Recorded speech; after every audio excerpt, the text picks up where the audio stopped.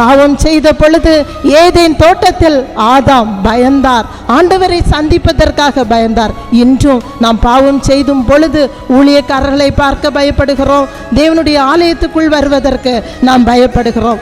யோபு பயந்தார், அவருடைய வாழ்க்கையில் வந்த பிரச்சனைகளை நினைத்து யோபு பயந்தார். ஆனால் இன்றோ வாழ்க்கையில் வந்த பிரச்சனையும் நினைத்து பயறுகிறோம், வராத பிரச்சனைகள் வந்துவிடுமோ என்று நினைத்தும் நாம் பயந்து கொண்டு இருக்கிறோம்.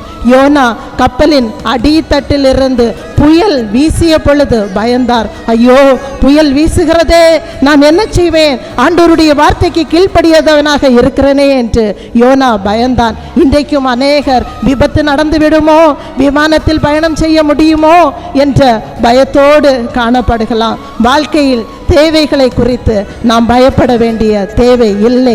ஆண்டவருடைய பிள்ளைகள் தேவைகளை குறித்து ஒரு நாளும் பயப்பட வேண்டாம்.